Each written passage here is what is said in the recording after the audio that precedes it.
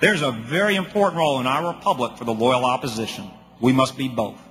We are loyal to this country and to the republic on which it stands, one nation under God, and we will always be so. And we are loyal to the President of the United States, whether he's a Democrat or Republican. But make no mistake, loyalty does not mean we have to agree with each and every one of his policies.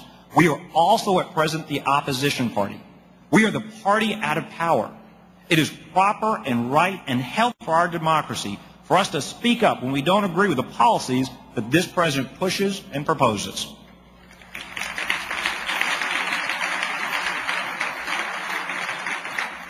I'll not be browbeaten on this. I won't kowtow to their political correctness. We will be the loyal opposition. So my answer to this question is very simple. When they ask, do you want the president to fail? It depends on what he is trying to do. There is something far more important to us than whether the president or any politician fails. Far more importantly, we don't want America to fail.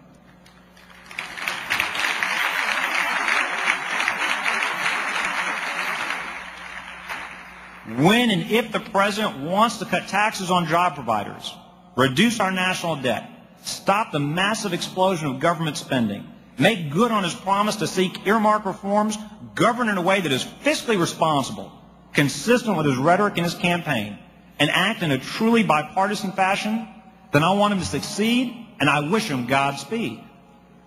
Let me repeat that.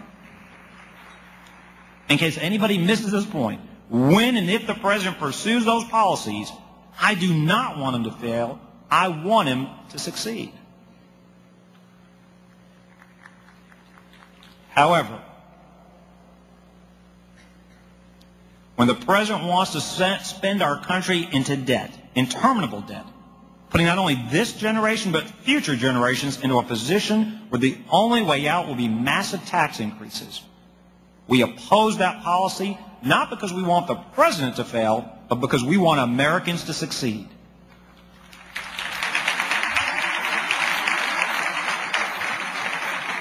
It should worry us that we're talking about incurring debt for our children and our grandchildren. It should worry us that our Secretary of State has to go and ask the Chinese to continue buying our debt. It should worry us that we're set on policies that will drive up inflation, interest rates, and drive down the value of our currency. When the president wants to increase taxes on small business owners, the very people who create the vast majority of the jobs in this country, we oppose that policy because we want America to succeed. When the president wants to change the law so that taxpayers' money is used for abortions, we say no because we want all Americans, born and unborn, to succeed.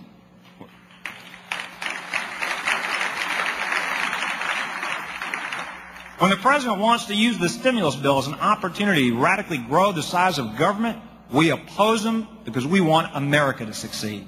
When the president wants to change the rules so that union elections are no longer conducted by private ballot, the way that all American elections are conducted, and by the way, the way that certain Democratic leaders believe that Mexican union elections should be conducted, we will not go along because we want America to have the freedom to succeed.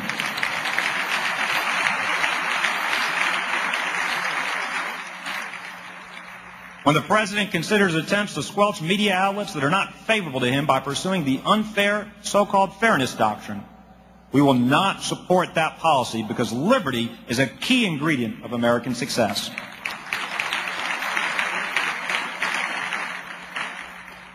When the president talks about striking the very word enemy combatant from our vocabulary, we disagree because we want Americans to succeed in every corner of the world.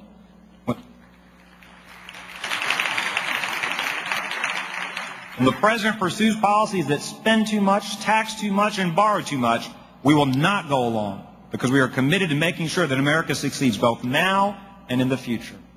And when the president pursues policies, when he pursues policies that are akin to those of European socialism, policies that taken too far could cause America to fail, we will oppose. We will stand up and be counted. We will do so proudly, not because we want the president to fail, but because we want America to succeed.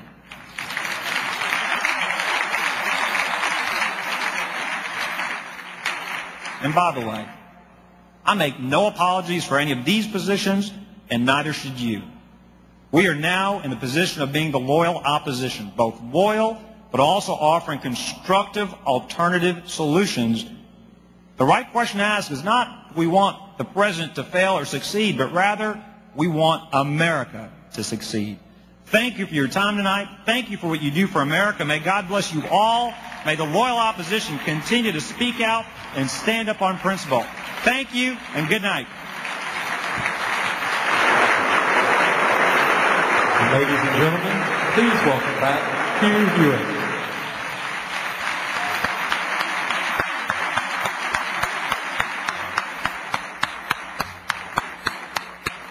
Thank you, ladies and gentlemen. There is a reason they ask talk show hosts to MC events like this. That's because if they run too long, I'm adept at going to break. And if they run too fast, I'm very good at filling. We're running fast. We're getting ready to bring the food out. They asked me backstage to fill for 5 minutes. Fine, I do 15 hours a week. I want to convey to you what the governor just said is true. From the perspective of someone who turns on the switch every day and talks to 2 million people from Atlanta and Philadelphia and New York, Chicago, and Cleveland, and Denver, and Dallas and Houston, out to the West Coast and up the Pacific Northwest, all the way to Honolulu, there is an extraordinary change in the wind. It began with the election. And I would like to have you join me in thanking the men and women of the United States military, represented by your members Duncan Hunter and Congressman Mike Kaufman, for their service in securing freedom for Iraq. But it really began to blow in a way it has not. I've been doing this since 1990.